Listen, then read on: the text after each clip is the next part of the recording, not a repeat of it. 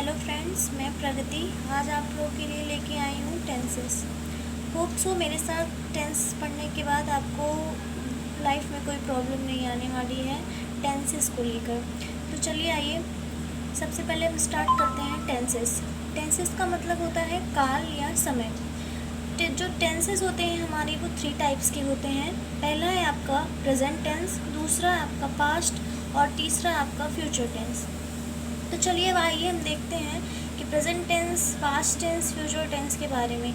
जो आपका present tense होता है ये भी आपका 4 टाइप्स का होता है। जैसे कि ए है आपका present indefinite tense, B present continuous tense, C present perfect tense and D present perfect continuous tense. ऐसे ही आपका पास्ट है और ऐसे ही आपका सेम फ्यूचर टेंस भी है। तो चलिए आइए अब हम देखते हैं पास्ट टेंस को। तो पास्ट टेंस का पहला वाला है past indefinite tense, second past continuous tense, C past perfect tense and D past perfect continuous tense. अब ऐसे ही सेम आपका फ्यूचर टेंस भी है। फ्यूचर टेंस के भी 4 टाइप्स होते हैं। तो चलिए आइए देख लेते हैं फ्यूचर टेंस का। तो फ्यूचर टेंस का ए है फ्यूचर इंडेफिनिट टेंस, बी है future continuous tense, C future perfect tense and D future perfect continuous tense. चलिए अब आइए हम तीनों टेंसेस के बारे में जान लिए हैं कि तीनों टेंसेस 4 प्रकार के होते हैं। तो सबसे पहला टेंस है आपका प्रेजेंट टेंस। तो आइए हम प्रेजेंट टेंस के बारे में जानते हैं। प्रेजेंट टेंस का ए पार्ट था आपका present indefinite tense.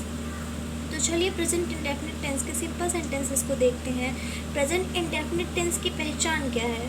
Present indefinite tense की पहचान, जिस वाक्य के अंत में ता है, ती है, ते हैं आदि शब्द आते हैं उन्हें प्रेजेंट इंडेफिनिट टेंस कहते हैं। जैसे कि राम फल खाता है। देखिए इस वाक्य के अंत में ता है आया है तो मतलब ये प्रेजेंट इंडेफिनिट टेंस है। आप तुरंत पहचान जाएंगे। जिस वाक्य के अंत में ता है आ जाए, ती है, ते हैं, ऐसे सारे जिस भी वाक्य के अंत में आ जाए तो आप तुरंत समझ जाएंगे ये प्रेजेंट इंडेफिनिट टेंस है। चलिए आइए अब इसके रूल्स देख लेते हैं। तो इसका फर्स्ट रूल है ही, सी, इट तथा एक वचन कर्ता के साथ क्रिया में एस या ई एस लगाते हैं। क्रिया तो आप लोग को पता होगा, वर्ब में एस या ई एस लगाते हैं। चलिए आइए इसका हम दूसरा रोल देखते हैं। आई, वी, यू, दे तथा बहुवचन कर्ता के साथ क्रिया में एस या एस नहीं लगाते हैं। मतलब आई, वी, यू, दे इनके साथ और जितने भी आपके प्लूरल सेंटेंस, प्लूरल वर्ड्स आएंगे उनके साथ आप वर्ब में एस या एस नहीं लगाएंगे। अब आइए देखते हैं आपको कहाँ पे ई एस लगाना है और कहाँ पे एस लगाना है। तो ई एस आप वहाँ लगाएंगे जब किसी शब्द के अंत में S H, C H, T C H, X, Z, double S, O आदि लेटर्स आएंगे उस शब्द के साथ ई एस का प्रयोग करेंगे। और एस का प्रयोग हम वहाँ करेंगे जहाँ पे इन सारे लेटर्स को छोड़ के कुछ भी आ जाए आप वहाँ पे एस का प्रयोग करेंगे। जैसे अभी हम एग्जांपल देखेंगे तो बहुत अच्छे से समझ में आ जाएगा।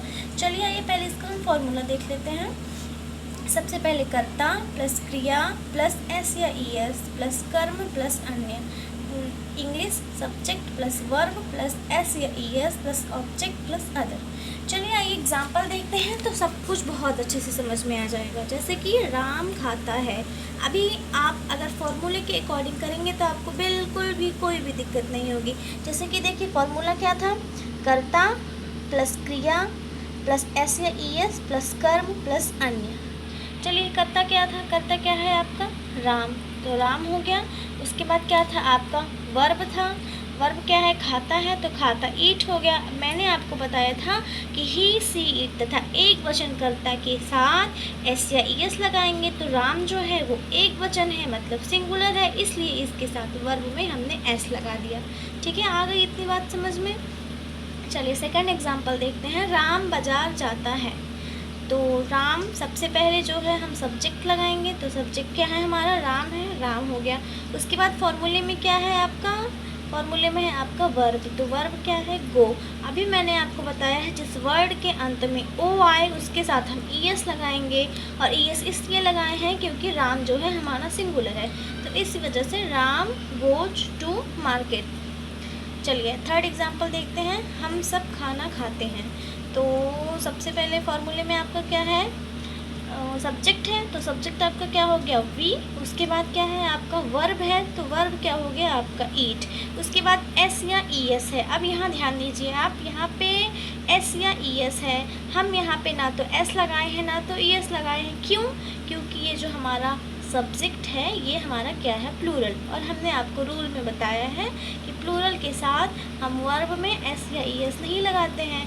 चलिए इतना समझ में आ गया। फिर क्या है हमारा ऑब्जेक्ट, बस हो गया वी ईट फूड। चलिए नेक्स्ट एग्जांपल देखते हैं।